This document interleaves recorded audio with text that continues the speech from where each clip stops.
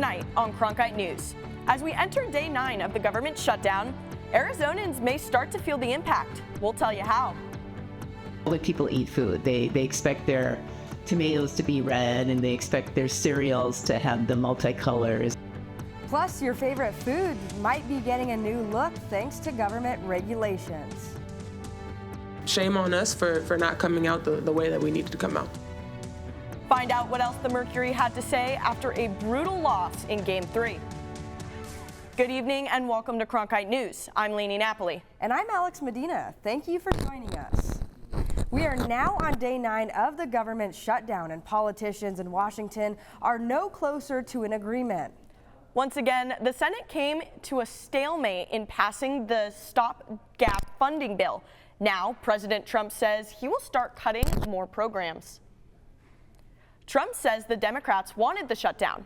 However, Republican Representative Marjorie Taylor Greene blames her party's leaders, saying the GOP controls the House, Senate, and the White House. Meanwhile, Arizona's Representative-elect Adelita Grijalva is worried about the shutdown's impact here at home. In Arizona, 58,000 federal workers are going to go without pay or risk being laid off. So we need to stop playing games. And I hope that Speaker Johnson will call Congress back, call the House back, so we can actually be there to negotiate with the Senate and try to come up with something that is workable so we can move forward. But Democrats are not going to back off on trying to protect healthcare for the American people. Grijalva was elected 2 weeks ago and has yet to be sworn in by Speaker Johnson. One thing that is moving forward, the ceasefire between Israel and Hamas. Last night, the plan in Gaza entered its first phase. The agreement comes 2 years after the October 7th attacks that started the war. The plan requires Hamas to release the remaining hostages, and President Trump says he plans to travel to Israel. We ended the war in Gaza and really, on a much bigger basis, created peace. And I think it's going to be a lasting peace, hopefully an everlasting peace. We secured the release of all of the remaining hostages, and they should be released on Monday or Tuesday. Getting them is a complicated process. I'd rather not tell you what they have to do to get them. Hundreds of people, including former hostages and families, celebrated the news in Tel Aviv. In Gaza, a journalist told Palestinians about the ceasefire plan. Israel still has to withdraw troops to an agreed-upon area, and Hamas wants a formal end-of-war declaration before releasing the 48 hostages. And this afternoon, the New York Attorney General Letitia James has been indicted in federal court in Virginia on charges related to allegations of mortgage fraud. This comes as President Donald Trump's Justice Department continues to pursue charges against his political opponents. James revivalistly brought a civil case against President Trump. This is a developing story we'll continue to follow. Here at home, you may notice some changes to how your food looks. The Food and Drug Administration announced plans earlier this year to phase out synthetic food dyes. Now Walmart and In-N-Out are already making changes in some of their own products. Cronkite News reporter Kiera Sipi found out the move is part of a growing trend towards cleaner ingredients. The bright colors in your favorite foods could soon look a little more natural. Visual cues are important.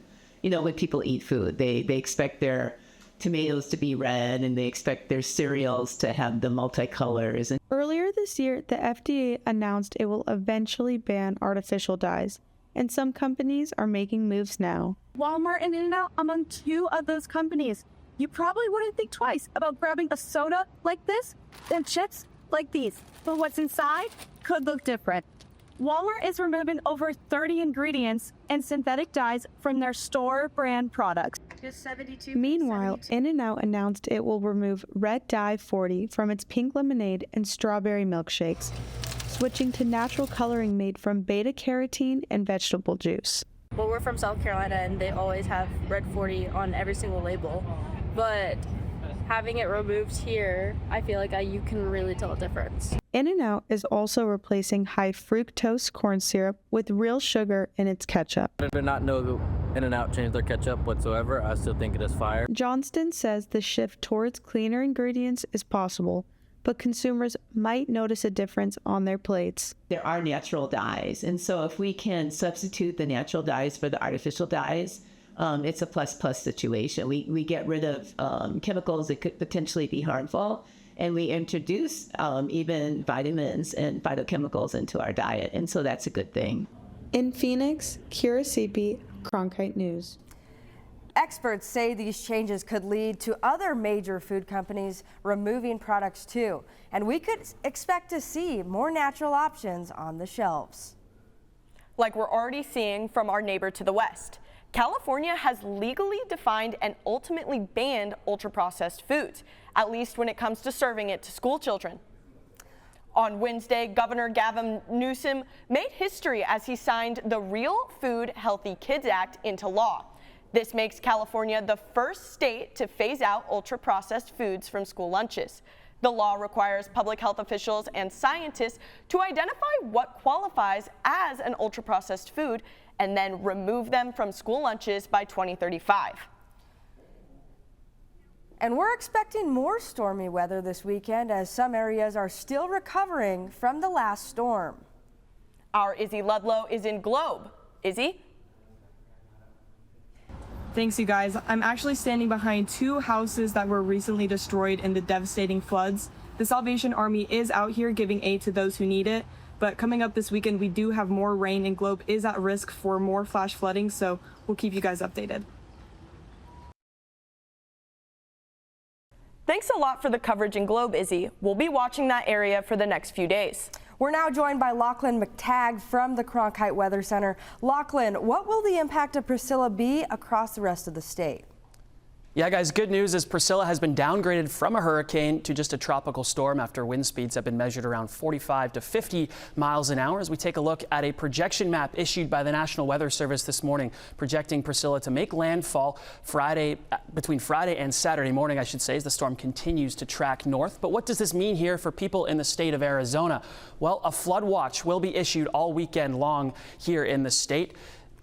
As we take a look here at the areas underneath this big green blanket stretching all the way into high country, areas like Phoenix, Lake Havasu, Prescott, Sedona, Flagstaff, even the Grand Canyon, all under this flood watch from about Friday midday in towards Sunday. As this is what we're talking about here, Priscilla making landfall Friday morning, already pushing that cloud cover and residual precipitation into the state. And as Friday goes on, that scattered precipitation continues to move towards the eastern part of the state, and that will hang on, bringing some pesky rain showers and cloud cover all day Sunday. But what does that mean for temperatures here in the state? Well, I'll have that and much more coming up on the full forecast in just a few minutes. Alex and Lainey, back to you guys.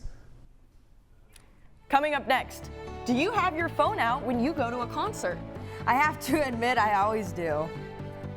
I don't necessarily think having your phone during the concert is a great way to experience it. See, that's the opposite of me. Stay tuned for more after the break.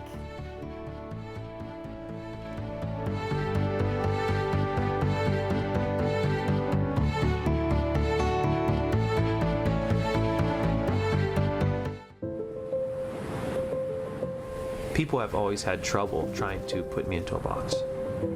A professor, suit and tie is just not me. Without the ocean, I don't know what I would do. You know, the ocean's always been there for me. As Hawaiian people, we believe that the coral is the first living being to come out of the darkness. It's the foundation of our entire lifestyle, and that's what my research is about. What we do is we take photographs of the reef over long periods of time to create models that can tell us what the planet is doing. If we go deaf to what the Earth is telling us, then we'll never be able to live in harmony. If I can get my students excited about protecting the ocean, then they're the ones who are gonna really make the difference. I hope my students realize that I'm not trying to prepare them for something in the distant future. Their time is now at Arizona State University.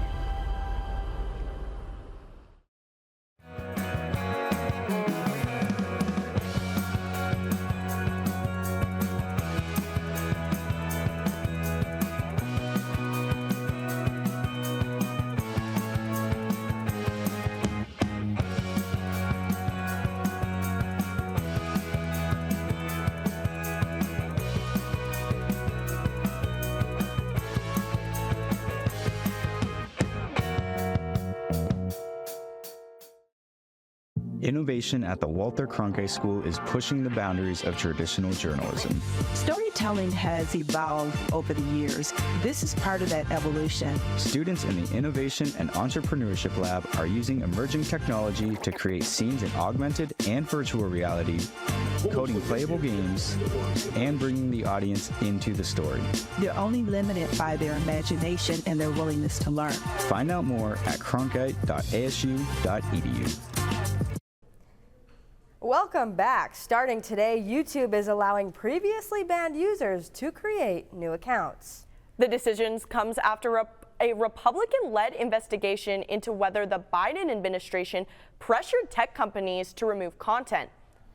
Users received bans when they included certain content, including false claims about COVID-19 and the 2020 election.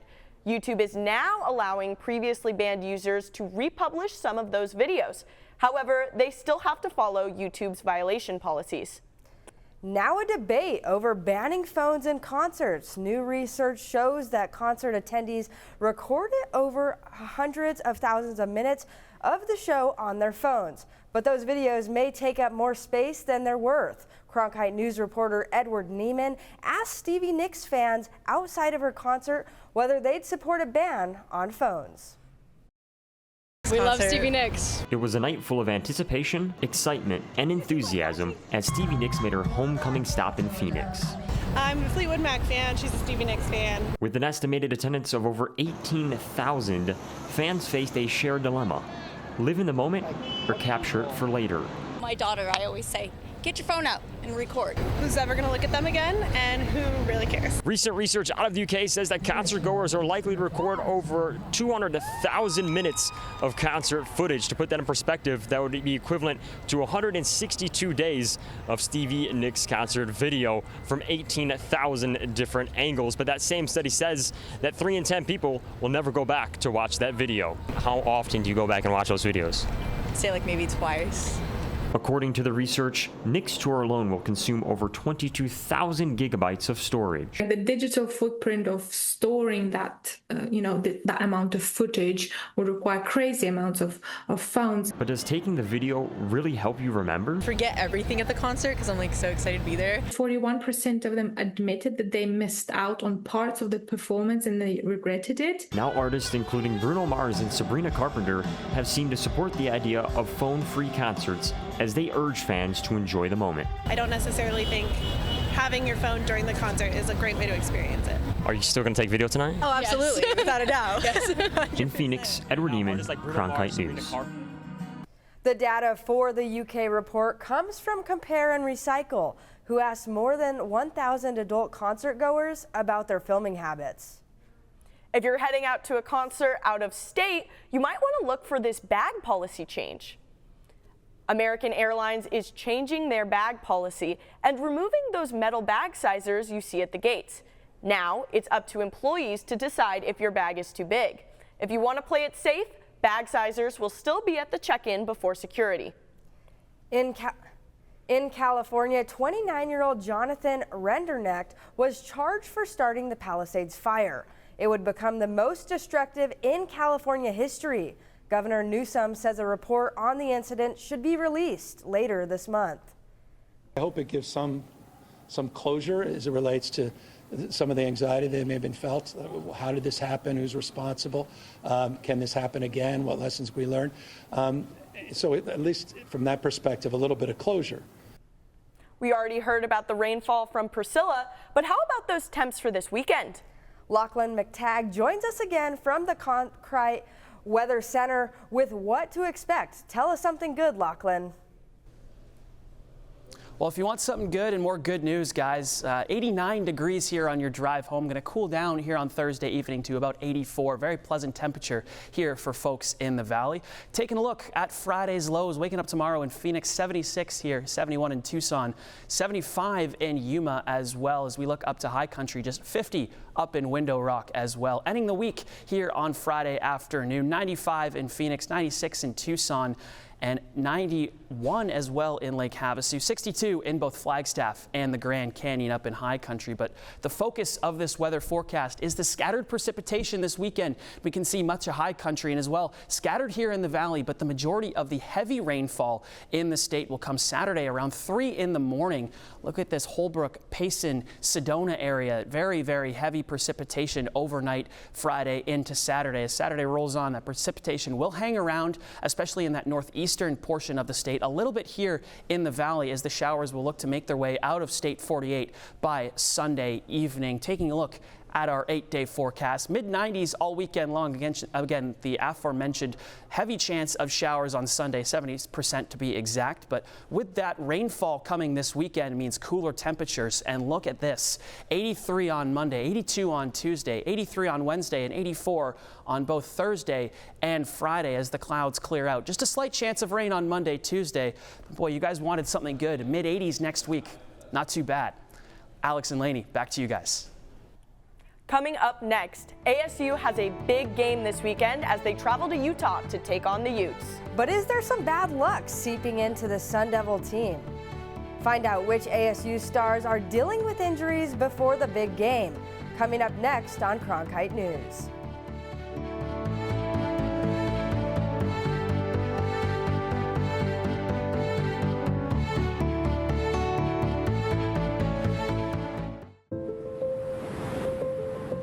People have always had trouble trying to put me into a box. A professor, suit and tie is just not me. Without the ocean, I don't know what I would do. You know, the ocean's always been there for me.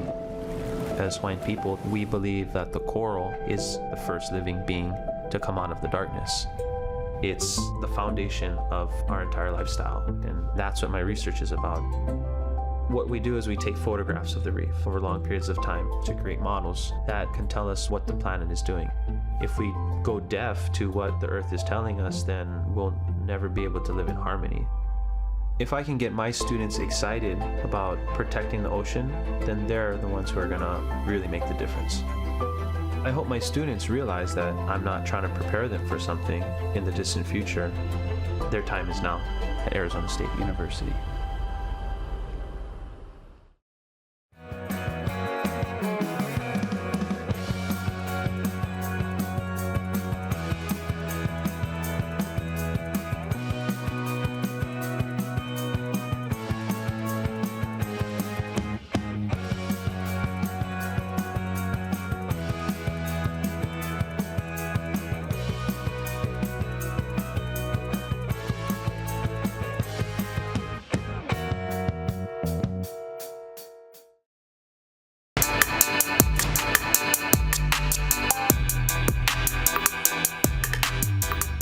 Welcome to the Cronkite Sports Report. I'm Courtney DeWallaby.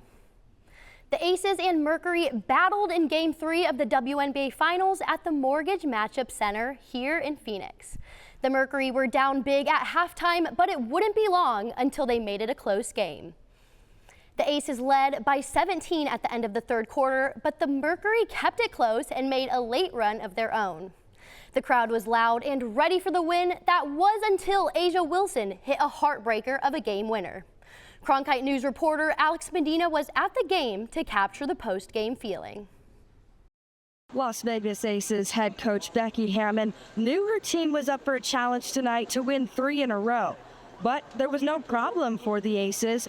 In fact, Asia Wilson aced this test by sinking a shot in the final second to give her team another win.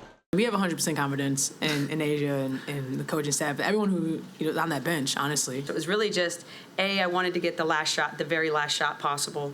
That's why I called the timeout with about 5 seconds left, and then it was just about getting her to her spot as clear as I possibly could, But the Mercury knew this was a game that was needed. It would not have been an even series, but the team would not be in survival mode for the remainder of the finals. This is a game that we needed to get, but for us to compete the way that we did, I think it just shows the character of our team. It's the way we fought all year. got down 17 at one point. You just got to keep fighting, you know, like we're not just going to give up. It's hard to get here, so we're going to continue to fight to the very end. And I feel like that's what we've been doing all playoffs, is kind of fighting our way back into it. Shame on us for not coming out the way that we needed to come out. The Mercs still looking to come in hot, but Las Vegas looking to hit it big on Friday night, being that it will be Game 4 of the WNBA Finals. Now just one win away from becoming WNBA champions. More bad news for the Mercury, as Mercury star Satu Sabali has been diagnosed with a concussion and has been ruled out of tomorrow night's Game 4.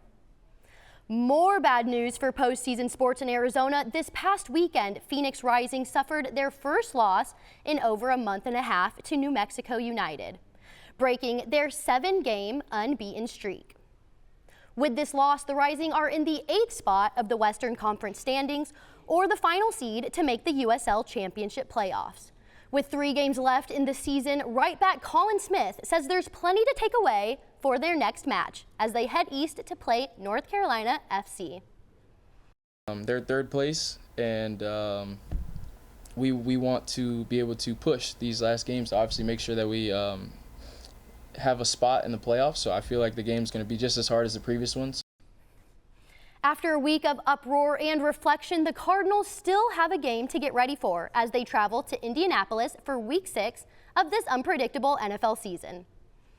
Kyler Murray made a few spectacular plays against the Titans, but after being added to the injury report and missing practice due to his foot, the injuries keep piling up for this team as the coaching staff does their best to do their part and get through this tough stretch. They'll do a good job with their health bucket and get ready to go as much as we can, and just got to change and adapt as we get going on in the week with some of these guys' health. So it's our job to have good plans in place and put the right guys out there and put them in good spots. Indianapolis is undefeated at home, and their offense has averaged the 2nd most points in the league. That number will have to be way down if Kyler Murray is out. But if the Arizona defense can keep up, maybe the Cardinals can get back on track after this chaotic start to the season. Sticking with football's injury bug, it's a big week for ASU football as they get ready for Utah. But with the stars of the offense not at 100%, Sun Devil fans are wondering how well they're expected to play. Offensive leaders Sam Levitt and Jordan Tyson are both listed as probable, but with 10 other players listed as out, 1 as doubtful, and 3 as questionable, this will be a beat-up team traveling to Salt Lake. And that's it for tonight's Cronkite Sports Report. I'm Courtney DeWallaby. Thank you for joining us. Now, back to Alex and Lainey at the desk. Coming up next, it started as a simple seed and grew into a showstopper. How one Vermont man's backyard project turned into a pumpkin sensation. Join us after the break to see how the labor of love is transforming this man's garden.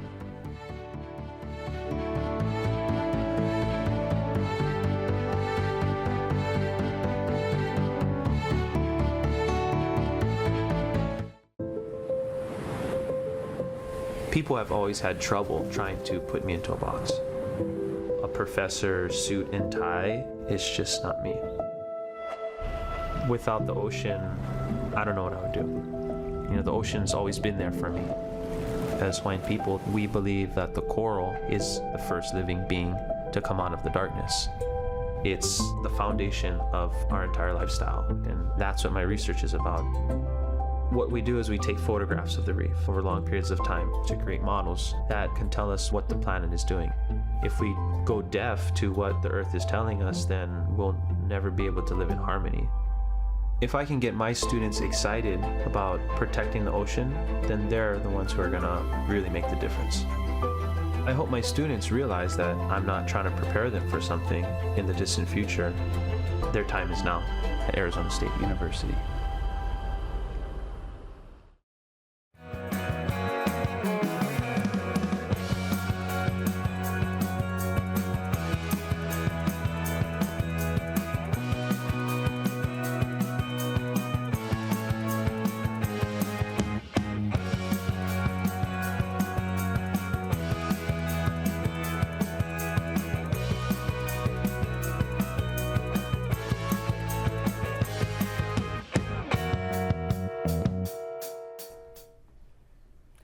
Welcome back. Europe is seeing some competition for who holds the title of the City of Light. Paris, France may just lose because Berlin's 2025 Festival of Lights began last night. Germany's capital has been transformed into a walking art show. Artists came from around the world to decorate Berlin's buildings, landmarks, and monuments. More than 3.5 million visitors are expected to enjoy this annual event. Travelers have until October 15th to enjoy the show. Sometimes the most extraordinary things come from the most ordinary places. Like a backyard in Vermont, where one man grew a pumpkin that is turning heads and breaking scales. This Vermont man is turning simple seeds into showstoppers. His biggest pumpkin this year weighed in at nearly 1,800 pounds and even took home a Best Looking award. He calls it a labor of love, spending months tending to his orange giants. While no world records were broken, there is a lot of pumpkin pie potential. And that's it for tonight's edition of Cronkite News. I'm Lainey Napoli. And I'm Alex Medina. Thank you for joining us. And to see top Arizona stories anytime, log on to cronkitenews.azpbs.org.